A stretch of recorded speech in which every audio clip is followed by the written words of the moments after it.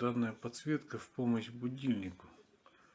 Для того, чтобы ускорить процесс, мы немножко уменьшили время. На самом деле, вживую это все намного продолжительней. В течение 2-3 минут наша подсветка утром меняет свой цвет, яркость.